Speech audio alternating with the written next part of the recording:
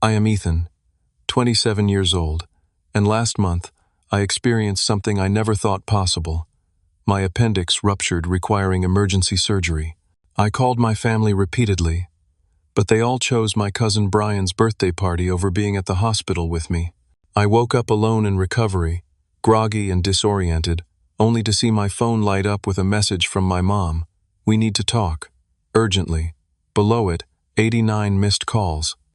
Before I share what happened next, let me know where you are watching from in the comments, and hit that subscribe button if family drama stories resonate with you. I have always been the responsible one in my family. Growing up in suburban Chicago, I learned early on that reliability and hard work were my tickets to success. I am now an architectural designer at a respected firm downtown, having worked my way up from intern to project lead over the past 5 years. My apartment is modest but comfortable, located in a renovated building that I helped design the interior for as one of my first projects. My family consists of my parents, Robert and Catherine, my younger sister, Amanda, and a large extended family of aunts, uncles, and cousins who all live within a 30-mile radius of each other. We are the kind of family that gets together for every birthday, holiday, and random Sunday dinner. At least that is what we project to the outside world. The reality is more complicated. Being the oldest child, I stepped into the role of the peacemaker and problem solver. When Amanda had trouble in school, I tutored her. When Dad lost his job 10 years ago, I worked 2 jobs during college to help with bills. When Mom needed someone to organize the family reunion, guess who made all the arrangements? Me. I did it all without complaint, because that is what family does right. But somewhere along the way, my contributions became expected rather than appreciated. The thank yous became rarer, and the demands became greater. Meanwhile, my cousin Brian emerged as the golden child of the extended family. Brian, the charismatic marketing executive who always had the perfect story to tell at family gatherings. Brian, whose achievements were celebrated with parties, while my promotion to project lead last year warranted only a quick toast before the conversation turned back to his latest adventures. I never begrudged Brian his success, but the imbalance in how our family treated us was becoming increasingly obvious. My girlfriend Rachel pointed it out 6 months ago when she attended her first family gathering with me. "Did you notice how your mom interrupted you 3 times when you were talking about your new project, but everyone sat in rapt attention for 20 minutes while Brian talked about his golf game?" she asked on the drive home. I had noticed, of course, but hearing someone else confirm it made the reality harder to dismiss. Rachel, a pediatric nurse with an uncanny ability to read people, had seen in one evening what I had been conditioning myself to accept for years. The week before the incident, I had been feeling off. Nothing serious at first, just a general discomfort that I attributed to stress at work. We were finalizing designs for a new community center, and the hours had been long. I had skipped a couple of family dinners to meet deadlines, which resulted in passive-aggressive texts from my mother about making time for what matters. On Wednesday, I felt a sharp pain in my lower right abdomen while presenting to clients. I dismissed it as indigestion and pushed through the meeting. By Thursday, the pain had intensified, but I took some over-the-counter pain relievers and carried on. Rachel called that night from Philadelphia, where she was attending a nursing conference. "You sound terrible," she said. "Have you seen a doctor?" "It is nothing," I assured her. "Probably just something I ate." "Promise me you will go to urgent care if it gets worse," she insisted. "I will be back Sunday night." I promised, not knowing how prophetic her concern would prove to be. That night I tossed and turned, the pain coming in waves. I remembered my cousin Brian's 30th birthday party was scheduled for Saturday at my parents' house. It had been the topic of conversation for weeks, with my mother orchestrating elaborate decorations and my father splurging on top-shelf liquor. Friday morning, I dragged myself to work, determined not to fall behind on the community center project. My colleague James noticed my pallor immediately. "Dude, you look like death warmed over," he said, placing a cup of coffee on my desk. "What is going on?" "Just not feeling great," I admitted, wincing as another stab of pain hit me. "That does not look like not feeling great," James said, his brow furrowing with concern. "That looks like appendicitis. My brother had it last year. You need to go to the hospital." I brushed him off, but an hour later, when I nearly passed out walking to a meeting, I knew something was seriously wrong. The pain had become constant, no longer coming in waves, but burning steadily like a hot coal lodged in my side. Little did I know that this physical pain was about to be compounded by an emotional wound that would force me to reevaluate everything I thought I knew about family loyalty. By Friday afternoon, the pain had become unbearable. I was hunched over at my desk, cold sweat beading on my forehead, when James walked in with our supervisor, Patricia. I called an Uber. James announced, "You are going to the hospital right now." The community center presentation, I protested weakly. "Can wait," Patricia said firmly. "Your health comes first, Ethan. Go get checked out." The ride to Northwestern Memorial was a blur of pain. Each bump in the road sent shooting pains through my abdomen. The driver, noticing my condition in the rearview mirror, asked if he should speed up. "Please," I managed to say between gritted teeth. In the emergency room, I was triaged quickly. The nurse took one look at me and rushed me into an examination room. Blood pressure, temperature, and a quick physical exam followed. When the doctor pressed on my lower right abdomen and then released, the pain intensified so much that I cried out. "Classic Rovsing sign," the doctor said. "We need to get a CT scan, but I am almost certain this is appendicitis, and from your symptoms it might have already ruptured." While waiting for the scan, I pulled out my phone. It was time to call my family. First, I called my mother. "Mom, I am at Northwestern Memorial. They think my appendix has ruptured. I might need emergency surgery."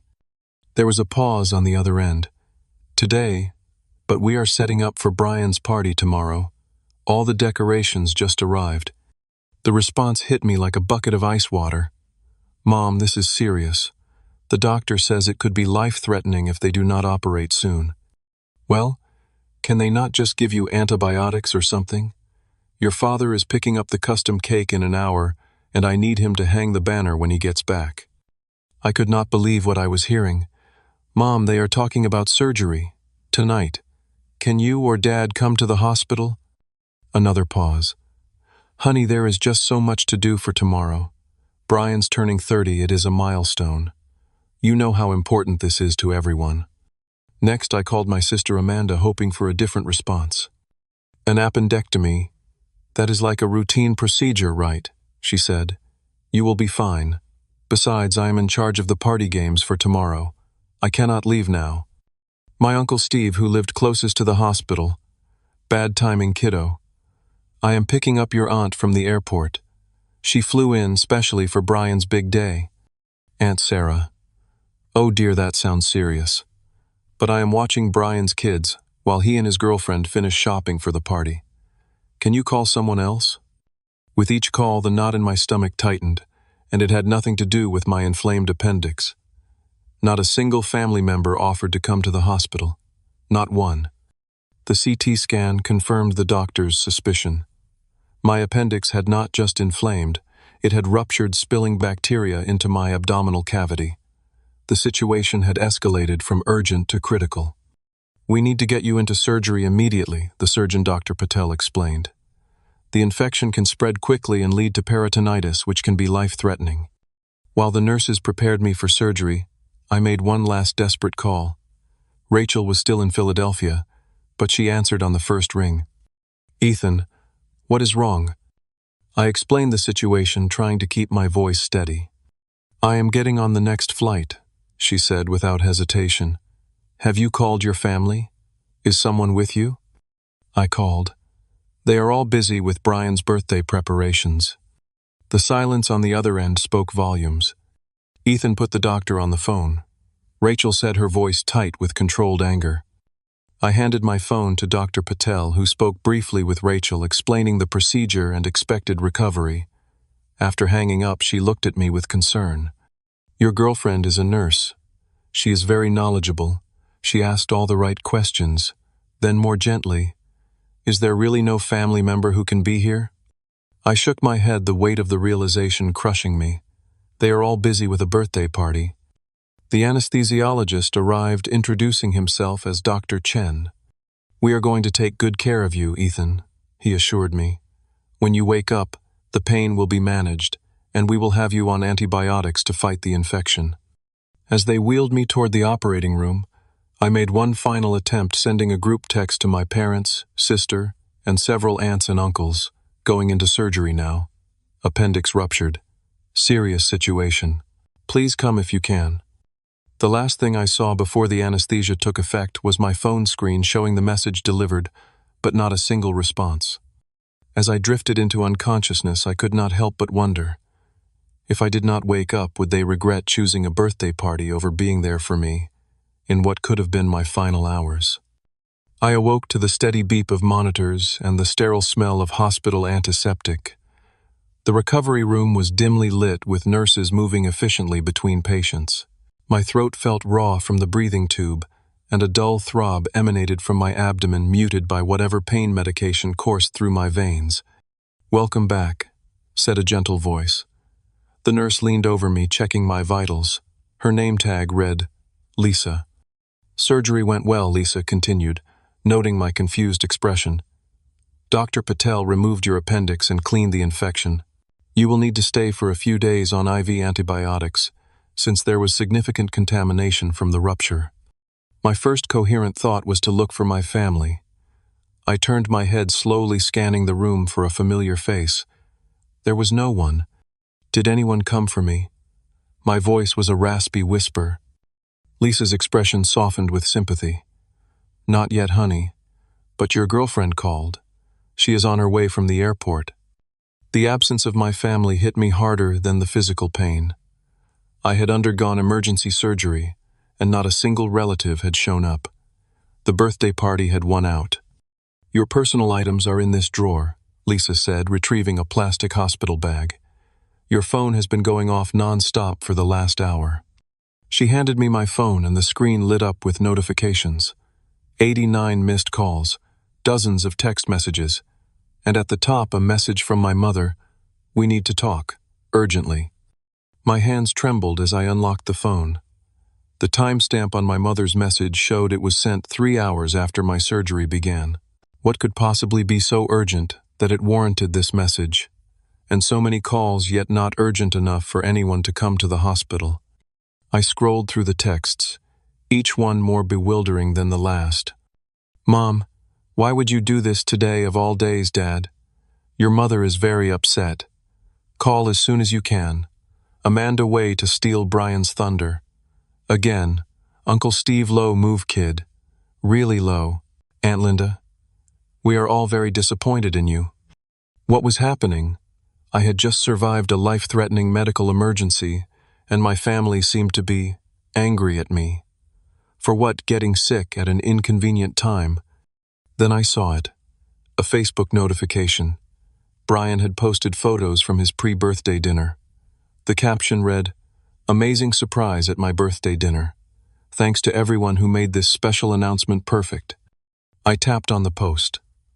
The photos showed my entire family gathered at my parents' house. Brian was down on one knee in front of his girlfriend Madison, an engagement ring box open in his hand. Everyone was smiling, raising champagne glasses. The timestamp was just 30 minutes after I had gone into surgery.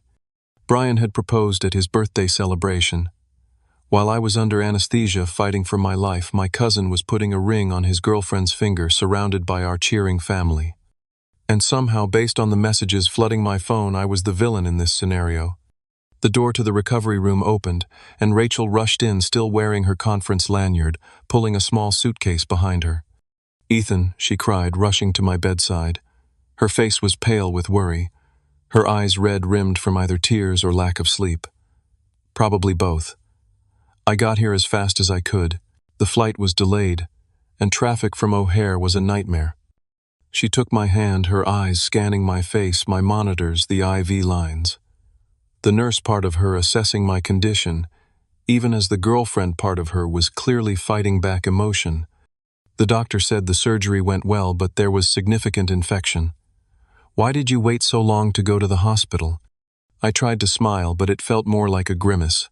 "You know me, always thinking things will get better on their own." Rachel squeezed my hand. "You could have died, Ethan. Peritonitis is nothing to mess around with." "I know." I think I was in denial. I hesitated, then showed her my phone. "Look at this." Rachel took the phone, her expression changing from concern to disbelief to fury as she scrolled through the messages. "Are they serious right now?" she demanded. "You had emergency surgery for a ruptured appendix, and they are mad at you for what exactly?" Taking attention away from Brian's proposal. Apparently, I said, the hurt in my voice unmistakable.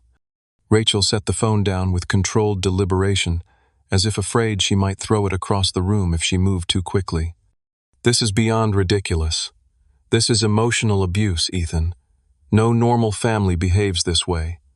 Before I could respond, Dr. Patel entered the recovery area. She checked my chart and then addressed both of us.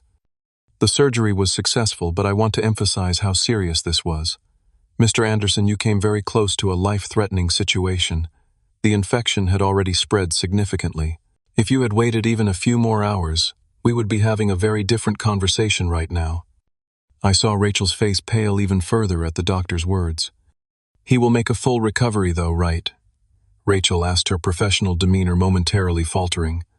"With proper care and rest, yes, but he will need close monitoring for the next few days. The bacterial contamination was extensive. That is why we need to keep him on IV antibiotics." After Dr. Patel left, Rachel pulled a chair close to my bed and sat down, still holding my hand. "I am not leaving," she said firmly. "I called the hospital where I work and took emergency family leave." The word family hung in the air between us, its meaning shifting in real time. In that moment, Rachel felt more like family than the people who shared my blood. As night fell, Rachel remained by my side, eventually falling asleep in the uncomfortable hospital chair, her hand still intertwined with mine. In the dim light of the hospital room, with pain medication dulling both my physical and emotional agony, I drifted in and out of consciousness, my phone occasionally lighting up with more accusations from the people who should have been phone occasion. There for me when I needed them most.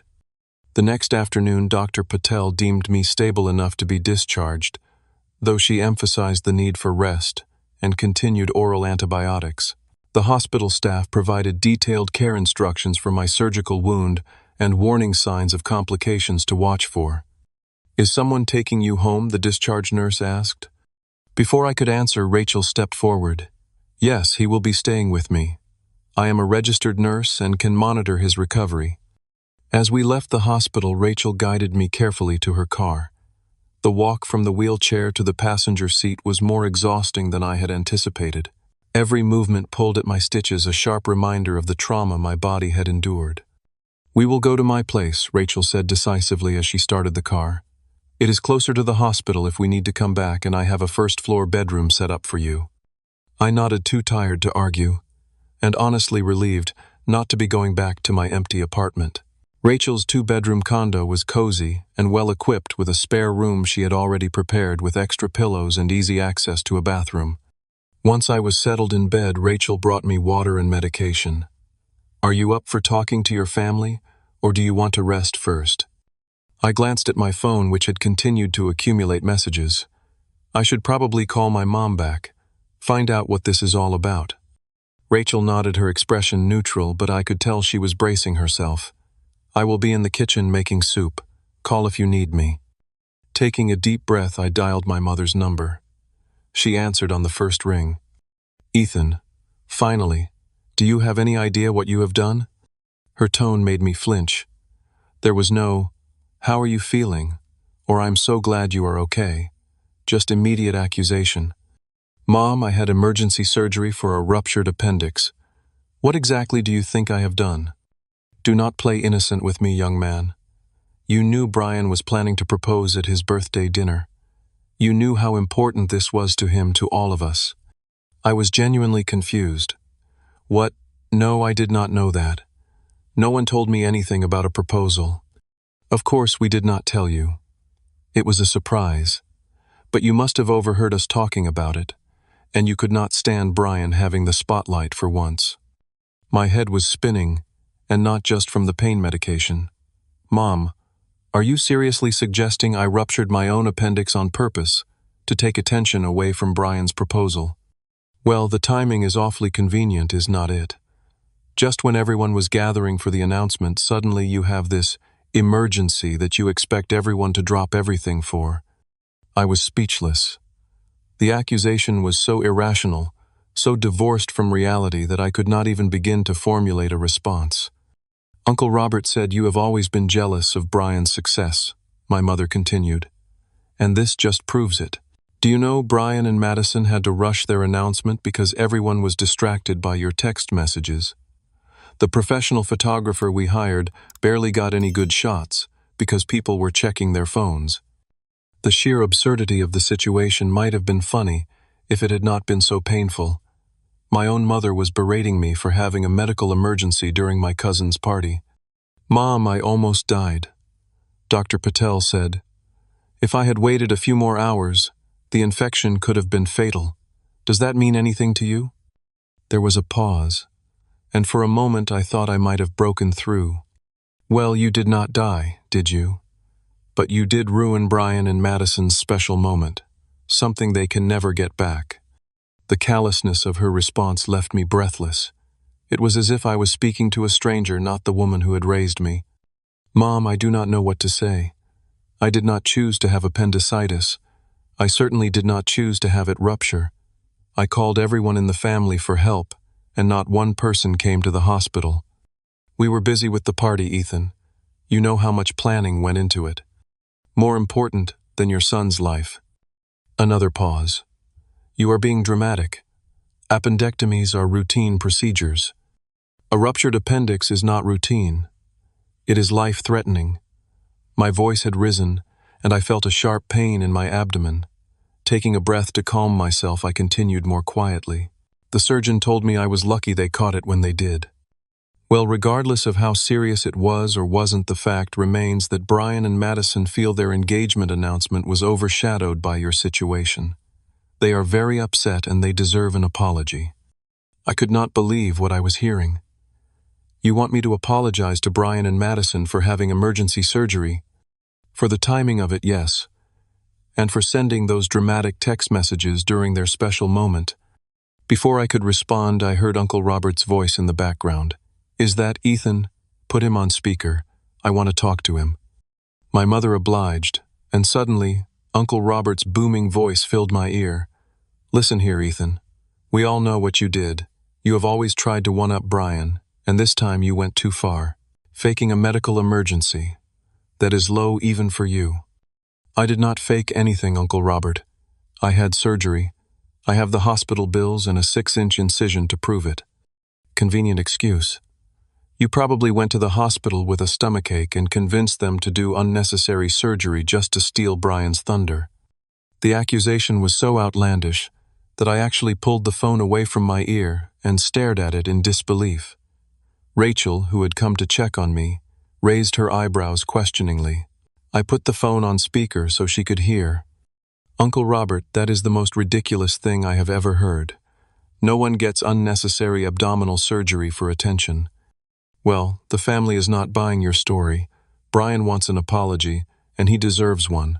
You owe it to him and Madison to make this right." Rachel, who had been listening with increasing alarm, finally lost her composure. "Excuse me, but are you seriously accusing Ethan of faking a ruptured appendix? Do you have any idea how dangerous and painful that condition is? He could have died." There was a moment of startled silence on the other end. Then my mother's voice tight with disapproval. "Ethan, is that your girlfriend? This is a family matter. It is inappropriate to involve outsiders." Rachel's face flushed with anger. "I am the only one who showed up at the hospital. I am the one taking care of him now. Where were you, his family, when he needed you?" "We had prior commitments," my mother said stiffly. "A birthday party was more important than your son's life. What kind of mother are you?" "Rachel," I said softly, seeing how agitated she was becoming. The last thing I needed was to exacerbate family tensions, even though everything Rachel said was justified. "No," Ethan, Rachel insisted. "This is not okay. They are gaslighting you about a serious medical condition. I was on the phone with your doctor. I saw your surgical site. This was not fake, and it is cruel and delusional to suggest otherwise." My mother's voice turned ice cold. "Ethan, I think you need to control your girlfriend. When you are ready to apologize to Brian and Madison, you can call back. Until then, I think we have nothing more to discuss." The line went dead. Rachel and I stared at each other in stunned silence. The confrontation had left me shaking, a cold sweat breaking out across my forehead. The physical stress of the argument had clearly been too much for my recovering body. "Your temperature is up," Rachel said, pressing the back of her hand to my forehead, shifting instantly into nurse mode. "That is enough excitement for today. You need to rest." As she helped me lie back against the pillows, I could not stop replaying the conversation in my mind. The family narrative had somehow twisted my life-threatening medical emergency into a deliberate attack on Brian's happiness, and they expected me to apologize for it. "Rachel," I said weakly as she adjusted my blankets, "am I crazy or are they?" "They are," she said without hesitation. "What they are doing is textbook gaslighting and emotional manipulation. And it is wrong, Ethan. So wrong." As the pain medication pulled me towards sleep, one thought kept circling in my mind. How had I never seen this toxic dynamic before? And now that I had, what was I going to do about it? The days following my discharge from the hospital were a blur of pain management, antibiotics, and uncomfortable revelations. Rachel took excellent care of me, changing my dressings, monitoring my temperature, and ensuring I stayed hydrated. But while my physical condition slowly improved, the situation with my family deteriorated rapidly. The text messages continued escalating in both frequency and hostility. "Amanda, Brian, and Madison postponed their engagement party because of your drama. I hope you are happy. Aunt Linda, your cousin is heartbroken that his special moment was ruined. When are you going to make this right? Uncle Steve always knew you were jealous of Brian's success, but this takes the cake." Even my father, who had remained mostly silent until now, weighed in. "Your mother is very upset. You need to call and make things right." Not a single message asked how I was feeling or offered help with my recovery. It was as if my medical emergency had been erased from the narrative, replaced by a fictional story where I had deliberately sabotaged Brian's proposal out of jealousy. On the third day of my recovery, my phone rang. It was Brian. I hesitated before answering, unsure if I could handle another accusation, but curiosity won out. "Hello. Ethan." Brian's voice was cool, controlled. "We need to talk about what happened." "Yes, we do." I agreed, trying to keep my tone neutral. "I had emergency surgery, and not one person from our family came to the hospital. That was pretty hurtful, Brian." There was a pause, then a short, disbelieving laugh. "Wow. Just wow. So you are still playing the victim here." "Playing the victim, Brian. I had a ruptured appendix. I could have died." "Always so dramatic," Brian sighed. "Look, I understand you might have been sick, but the timing, Ethan. You know exactly what you were doing with all those texts and calls right when I was about to make my announcement. I did not know you were planning to propose. No one told me that. It was supposed to be a surprise. But you always have to be the center of attention, do not you? You could not stand the thought of me having one special day." The accusation was so far from reality that it left me momentarily speechless. In all our years growing up together, I had always been the one in the background, the responsible one who made sure everything ran smoothly while Brian soaked up the adulation. "That is not true, and you know it," I finally said. "When have I ever tried to be the center of attention?" "Please," Brian scoffed. "You have been jealous of me since we were kids, always trying to one-up me with your fancy college degree and your big city job." "I worked hard for those things," I said, feeling my temper rise despite my best efforts to stay calm. "No one handed them to me." "And what is that supposed to mean?" "Nothing. Look, Brian, I am sorry if your proposal did not go exactly as planned, but I did not choose to have a medical emergency." "Save your fake apologies," Brian snapped. "Madison is devastated. We had to announce our engagement while everyone was distracted by your so-called emergency. The professional photographer barely got any good shots because people kept checking their phones." The same complaint my mother had made, as if photo opportunities were more important than my health. The realization of how little my family valued me hit like a physical blow. "I do not know what you want from me, Brian. A real apology would be a start, and an explanation of why you always have to ruin things for me." "I am not going to apologize for having emergency surgery," I said firmly. and I have never tried to ruin anything for you. In fact, I have spent years cheering you on and supporting you." "Right," Brian's voice dripped with sarcasm. "That is why you chose that exact moment to send out your little SOS." The conversation was going nowhere.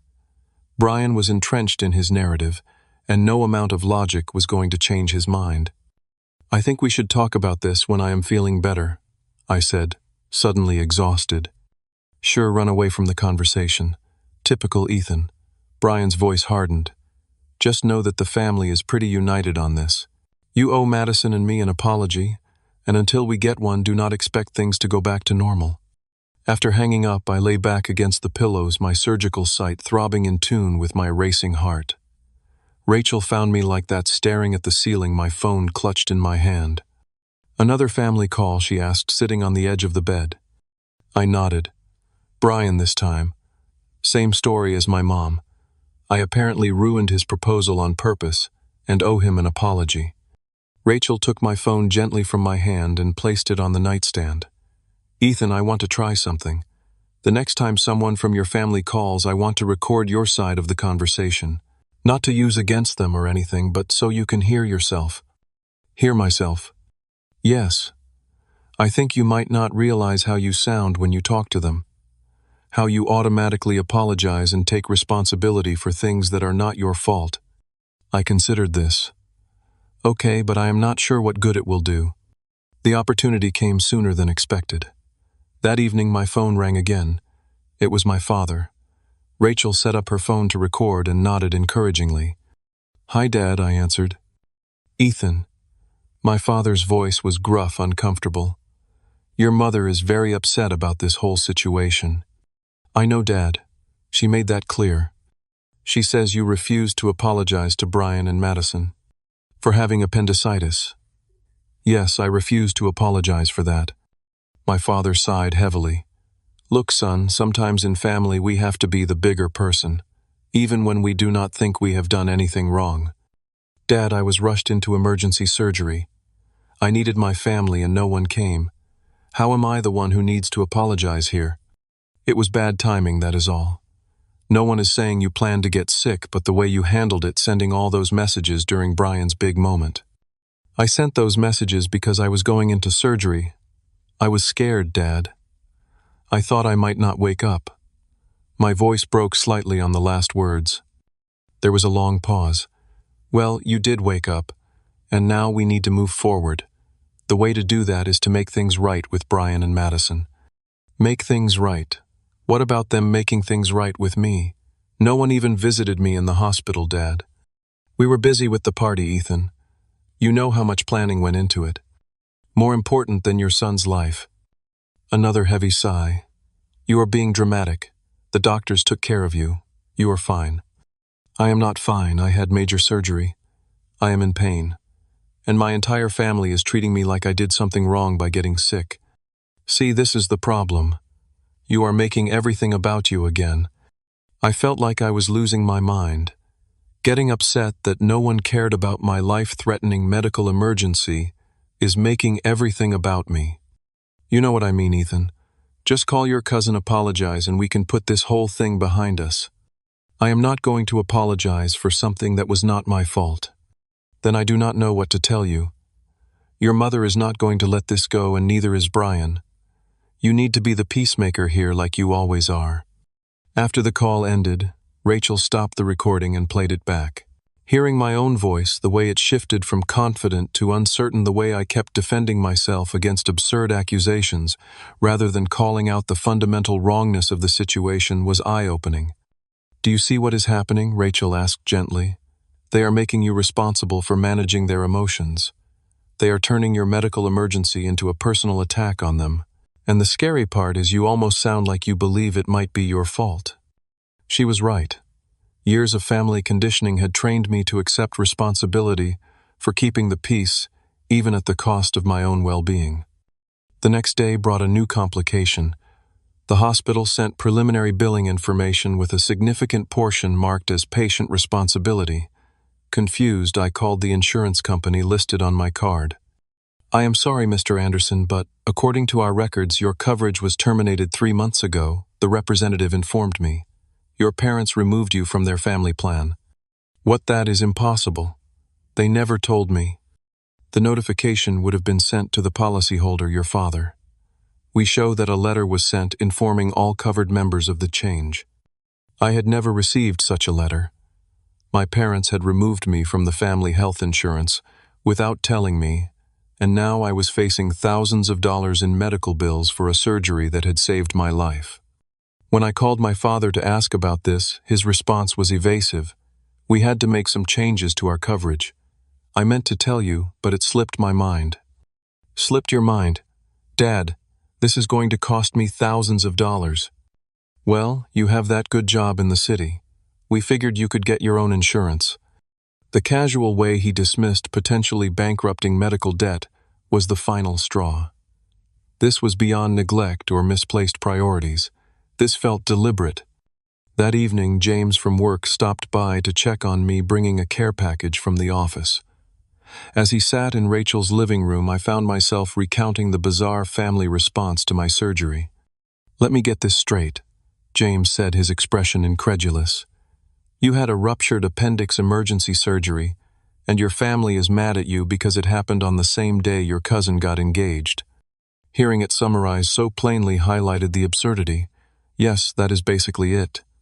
James shook his head. Ethan, I hate to say this about your family, but that is seriously messed up.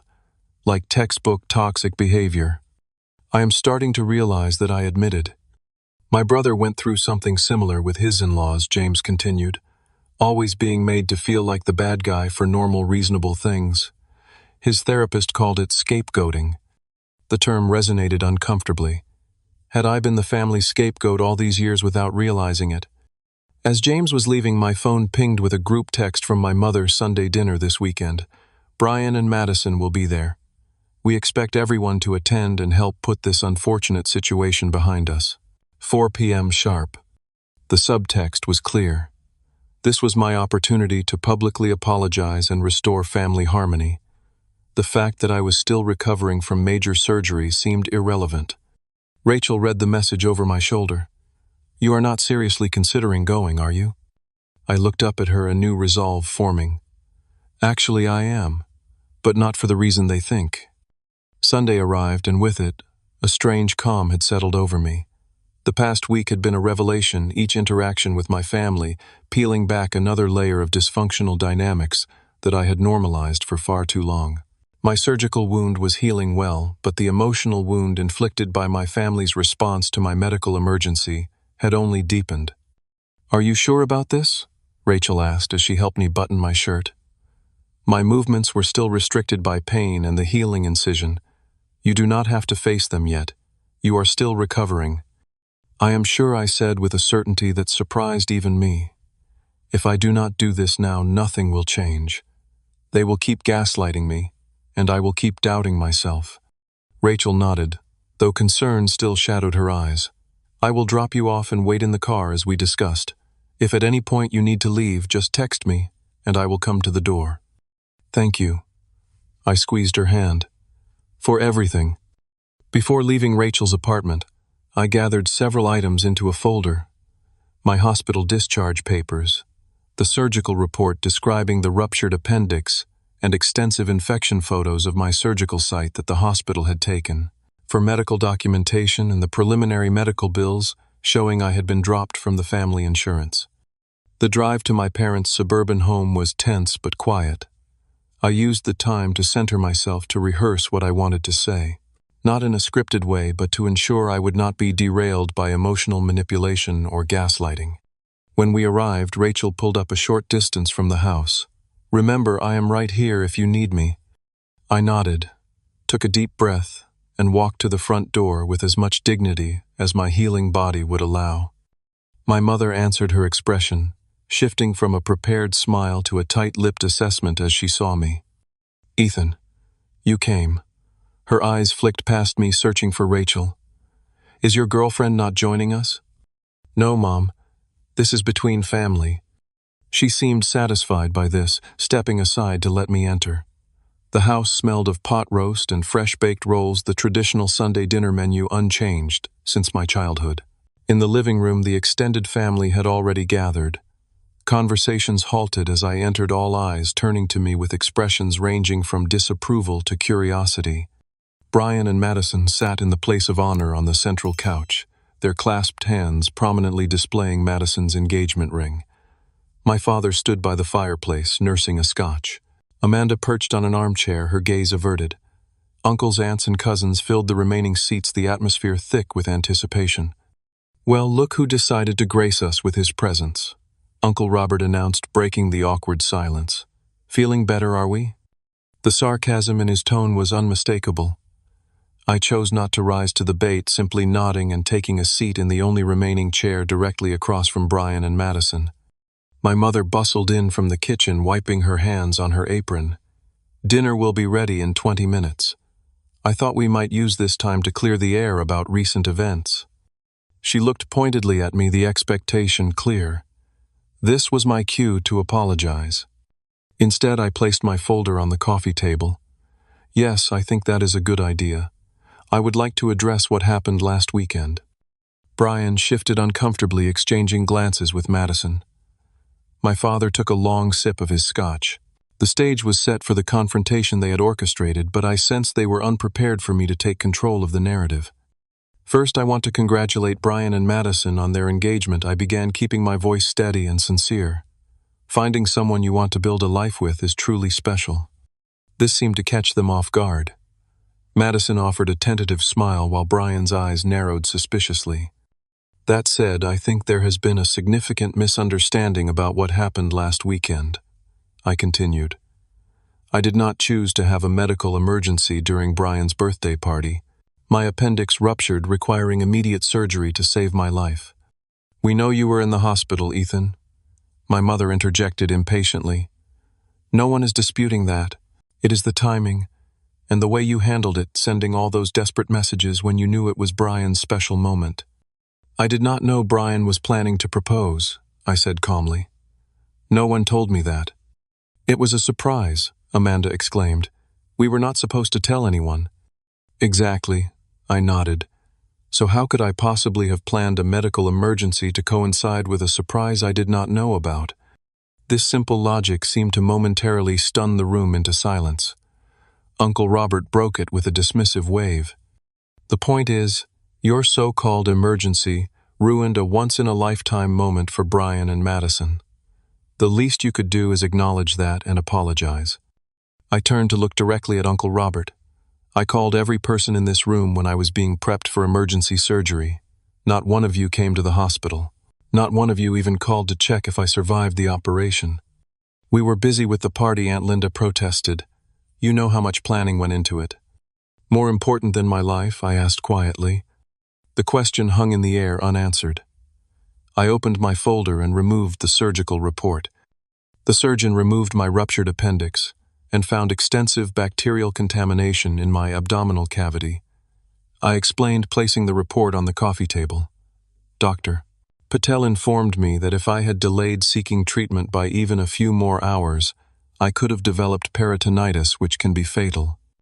I next removed the photos of my surgical site clinical images that clearly showed the severity of the procedure I had undergone. "This is not a minor operation," I said, my voice still calm but firm. "This was life-saving emergency surgery." My mother blanched at the images but quickly recovered. "No one is saying you were not sick, Ethan, but your timing was very inconsiderate." The absurdity of the statement hung in the air. I could see some family members shifting uncomfortably, the narrative they had accepted beginning to crumble under the weight of medical evidence. "Mom, do you honestly believe I ruptured my appendix on purpose to take attention away from Brian's proposal? Is that really what you think of me?" She did not answer directly. "All we know is that it was very convenient timing." "Convenient," I repeated incredulously. "There was nothing convenient about it. I nearly died. Alone. Because every single person in this room chose a party over being there for me." Brian leaned forward, his expression darkening. "Always the victim, aren't you, Ethan? Some things never change." "I am not playing the victim, Brian. I am stating facts." I removed the medical bills from my folder. Here is another fact I discovered this week, that Mom and Dad removed me from the family health insurance 3 months ago without telling me. These emergency surgery bills will cost me over $20,000. My father at least had the decency to look uncomfortable at this revelation. Several aunts and uncles exchanged surprised glances. "We were making changes to our coverage," my father mumbled. "I meant to tell you." "But you did not," I said. Just like no one bothered to come to the hospital or even call to see if I was okay after surgery. The atmosphere in the room had shifted. What had been planned as my public apology had transformed into something entirely different. For perhaps the first time I was holding my family accountable. Uncle Robert, sensing the change, attempted to regain control of the situation. "This is all very dramatic, Ethan, but it does not change the fact that Brian and Madison's special moment was ruined. The professional photographer we hired barely got any good shots because everyone was checking their phones about your situation." It was such a petty concern in the face of what I had endured that I almost laughed. Instead, I looked directly at my uncle. "I think what you are really upset about is that for once I inadvertently disrupted the family narrative, the narrative where Brian is the golden child and I am the reliable background character who never makes waves." "That is ridiculous," my mother scoffed, but her voice lacked conviction. "Is it?" I asked. "Then why, when I had a life-threatening medical emergency, was everyone's first concern how it affected Brian's party? Why am I being asked to apologize for having emergency surgery?" No one had a good answer. Amanda stared at the floor. My father took another long sip of his scotch. Only Aunt Sarah, who had been quiet until now, spoke up. "He has a point," she said softly. "We should have been there for him." "Thank you, Aunt Sarah," I said, genuinely touched by this small acknowledgement. I gathered my documents back into the folder and stood up, wincing slightly at the pull on my healing incision. "I came here today because I wanted to be clear about what happened and how your response made me feel. I nearly died last weekend, and not one person in my family was there for me. Instead, you have spent the past week trying to make me feel guilty for having a medical emergency." I looked around the room, meeting each person's eyes in turn. "I will not apologize for getting sick. I will not apologize for seeking medical help when I needed it. And I will not apologize for expecting my family to care about my well-being." My mother's face had gone pale. "So that is it. You come here, make these accusations, and then what? What do you expect from us?" It was a fair question, and one I had thought deeply about during my recovery. I expect acknowledgement of what actually happened. I expect an apology for the way I was treated. And going forward, I expect to be treated with the same consideration and respect that every other member of this family receives." Brian scoffed. Typical Ethan making demands. "They are not demands, Brian. They are boundaries. And if they cannot be respected, then I will need to reconsider my place in this family." The statement landed like a thunderclap. For a family that prided itself on presenting a united front to the outside world, the idea that I might step away was almost unthinkable. "You would cut off your own family?" my father asked, speaking up for the first time in several minutes. "Over one misunderstanding?" "This is not one misunderstanding," I replied. "This is a pattern that I am only now recognizing, and I am not cutting anyone off. I am simply saying that I deserve better than what I have received from all of you this past week." I moved toward the door, each step deliberate despite my still healing body. "I will not be staying for dinner. I need time to recover both physically and emotionally. When you are ready to have an honest conversation about what happened and how we move forward, you know how to reach me." As I reached the door, Aunt Sarah stood up. "Ethan, wait. I will walk you out." In the entryway away from the others, she touched my arm gently. "I am sorry I did not come to the hospital. I should have been there." The simple acknowledgement, the first genuine apology I had received from any family member, brought unexpected tears to my eyes. "Thank you, Aunt Sarah. That means a lot." "This family has never been good at admitting mistakes," she said quietly. "But what happened to you was wrong. I will talk to them." I nodded gratefully and stepped outside into the fresh air, texting Rachel to let her know I was ready to leave. As her car pulled up, I could see my family watching from the window, their expressions a mix of shock, anger, and from a few the first hints of genuine reflection. As we drove away, Rachel glanced over at me. "How did it go?" "Better than I expected," I said, surprising myself with the truth of it. For the first time in my life, I stood up for myself with my family. Really stood up for myself. "I am proud of you," she said, reaching over to squeeze my hand. That could not have been easy. It had not been easy. But as we put distance between ourselves and my parents' house, I felt lighter than I had in years, as if I had set down a burden I had not even realized I was carrying. The weeks following my confrontation with my family were surprisingly peaceful. I returned to Rachel's apartment to complete my recovery, grateful for her unwavering support and the space to process the seismic shift in my family relationships. My physical healing progressed steadily, the surgical wound closing properly, the pain diminishing day by day. The emotional healing, however, would prove to be a longer journey.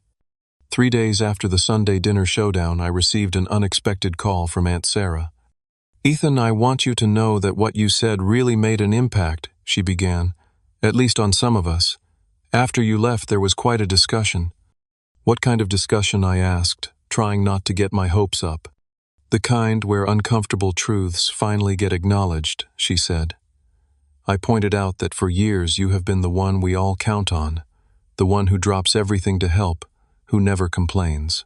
And the one time you needed us, we failed you completely. Her words validated what I had been feeling but had struggled to articulate. "How did everyone take that?" "Mixed reactions," she admitted. "Your parents are still defensive and Brian is Brian. But a few others, including your cousins Mark and Jessica, started sharing times when they had noticed the double standard in how you and Brian are treated. It got pretty heated. The fact that others had noticed the pattern was both validating and saddening. How long had this dynamic been visible to everyone except me? "I appreciate you speaking up, Aunt Sarah. I should have done it years ago," she said regretfully. "And I should have come to the hospital. I am truly sorry, Ethan." That apology, freely given, without expectation or condition, was like a balm to my wounded spirit. "Thank you. That means more than you know." 2 days later, Mark and Jessica showed up at Rachel's apartment with home-cooked meals and genuine concern. As we sat in the living room, they shared their own stories of feeling sidelined in favor of Brian and other family favorites. "I always thought it was just me," Jessica confessed, "that I was being oversensitive or something." "Me too," I admitted. "It is strange how you can normalize things that are actually really hurtful." Mark nodded. "When you laid it all out like that on Sunday with the medical reports and everything, it was like suddenly seeing the situation clearly for the first time. The way everyone was more concerned about party photos than you nearly dying, it was eye-opening." Their visit marked the beginning of a new kind of family connection, one based on authentic support, rather than obligation or performance. It was a small circle but a meaningful one. My workplace proved unexpectedly supportive as well. When I met with HR to discuss my health insurance situation, explaining that I had been unknowingly dropped from my parents' plan, they expedited my enrollment in the company plan and made it retroactive to cover my surgery. "This is an unusual circumstance," the HR director explained, "but your supervisor, Patricia, advocated strongly on your behalf. She said you are an invaluable member of the team." The support extended beyond administrative help. James organized a fundraiser among our colleagues to help with my out-of-pocket medical expenses, raising nearly $5,000. The whole office pitched in, James told me when he presented the check. "Everyone was shocked when they heard what happened with your family. We wanted you to know that you have people in your corner." I was overwhelmed by their generosity. "I do not know what to say." "You do not have to say anything," James assured me. "Just focus on getting better.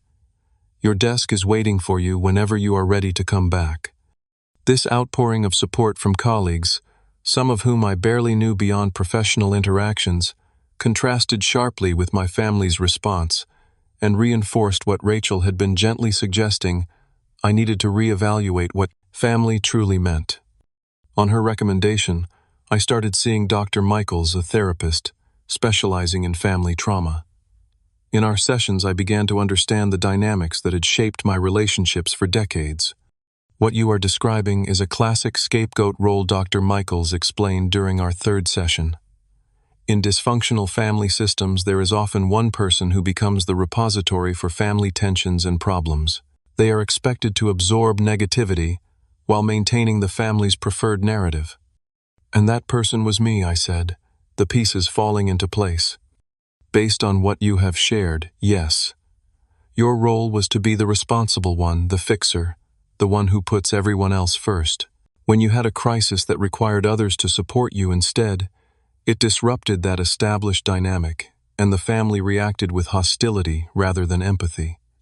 Understanding the pattern did not immediately heal the hurt, but it provided a framework for processing my experiences and setting healthier boundaries moving forward. About a month after the surgery, when I was back in my own apartment and gradually returning to work part-time, my mother finally called. I had not heard from her directly since the Sunday dinner confrontation.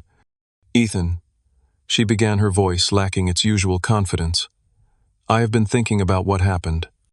I waited, giving her space to continue rather than jumping in to fill the silence as I would have done in the past. "I realize now that we should have come to the hospital," she said finally. "It was wrong of us not to be there for you." It was not a full acknowledgement of everything that had transpired, but it was something. Yes, it was wrong, I agreed simply. We got caught up in the excitement of Brian's proposal, and we made a mistake. It was more than a mistake, Mom. It revealed how little my well-being matters to this family compared to keeping up appearances and celebrating Brian. There was a long pause. "That is not fair, Ethan. We love you. We have always supported you." "Have you?" I asked quietly. "When was the last time my achievements were celebrated the way Brian's are? When was the last time you dropped everything to help me the way I have always done for everyone else in the family?" She had no immediate answer. "It is not a competition," she said, finally. "No, it should not be," I agreed. "That is exactly my point. Family support should not be conditional or competitive. It should be reliable." Another long silence followed. "I do not know what you want me to say, Ethan. I am not looking for a specific script, Mom. I am looking for genuine understanding and a commitment to change how things work in this family." "Well," she said, her voice shifting back toward its usual brisk efficiency, "we all miss you at Sunday dinners. Your father and I hope you will come back soon." It was clear she was not ready or willing to engage with the deeper issues I had raised. "I need more time," I said, "and I need to see real change before I reintegrate into family gatherings." "I see," she replied, the disappointment evident in her tone. "Well, when you are ready, we will be here." The conversation ended without the resolution I might have hoped for, but with a new clarity about where things stood. My mother had acknowledged a mistake, but was not yet ready to address the systemic problems in our family dynamics. A week later, my father made his own attempt at reconciliation, showing up at my apartment unannounced on a Saturday morning. He stood awkwardly in my living room, looking around as if seeing my space for the first time, though he had visited before. "Place looks good," he said gruffly. "You are keeping up with it even while recovering." "Rachel has been helping," I explained, wondering where this conversation was heading. He nodded, then reached into his pocket and pulled out an envelope. "Here," he said, thrusting it toward me. "For the medical bills." I opened the envelope to find a check for $10,000. "Dad, you do not have to." "I want to," he interrupted. "It was wrong taking you off the insurance without telling you. I should have made sure you had your own coverage first." It was the closest thing to an apology I was likely to get from my father, a man who had always struggled to express emotions directly. "Thank you," I said, accepting both the check and the sentiment behind it. He nodded again, already moving toward the door. "Your mother misses you," he said, pausing with his hand on the doorknob. "We all do." Before I could respond, he was gone, the conversation over almost before it had begun. It was a small step, but a meaningful one. Not everyone in the family was ready for reconciliation. Brian remained steadfastly convinced that I had deliberately overshadowed his engagement, a narrative he seemed unwilling to re-examine regardless of evidence. He sent a single text message that read, "Some people never change. Enjoy your pity party." I chose not to respond, recognizing that engaging would only reinforce the dysfunctional dynamic. Instead, I focused on nurturing the relationships that were evolving in healthier directions with Aunt Sarah, with cousins Mark and Jessica, and with the chosen family I was building among friends and colleagues. Rachel remained my steadfast support through it all. Our relationship deepened through the crisis, her unwavering presence, a constant reminder of what genuine care looked like.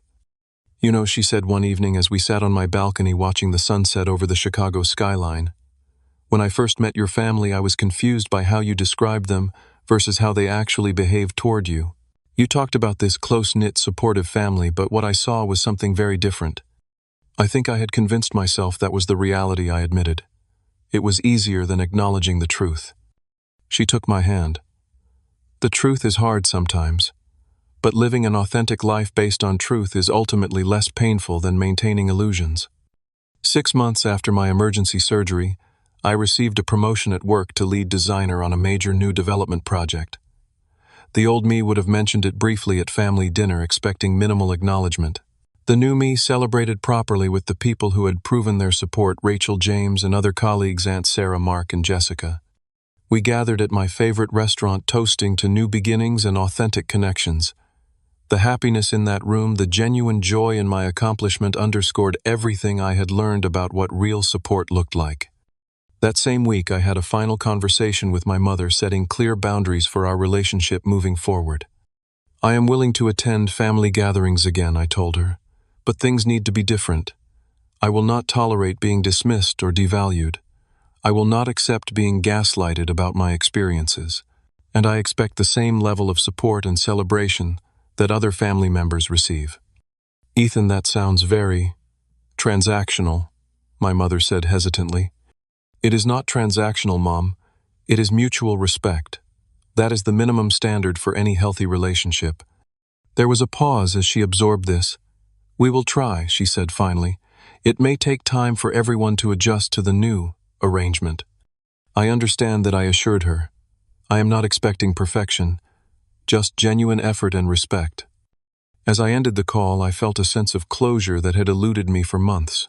Whether my family could meet my standards for healthy interaction remained to be seen, but I was no longer willing to compromise my well-being to maintain a facade of family harmony. Life-threatening situations have a way of clarifying what truly matters. My ruptured appendix nearly took my life, but it also ruptured the illusions I had maintained about my family relationships. In the painful aftermath, I discovered my own worth and the courage to demand the respect and care I deserved. If my story resonates with you, know that you are not alone. Many of us grow up accepting dynamics that we later realize are harmful. The journey to setting boundaries and building authentic relationships is challenging but infinitely worthwhile. Have you ever had to establish boundaries with family members? How did you navigate that difficult process? Share your experiences in the comments below, and if this story helped you feel less alone, please like, subscribe, and share it with someone who might need to hear it. Remember, sometimes the family we choose is more supportive than the family we are born into, and that is okay. Thank you for listening to my story, and I wish you strength on your own journey toward healthy relationships and self-respect.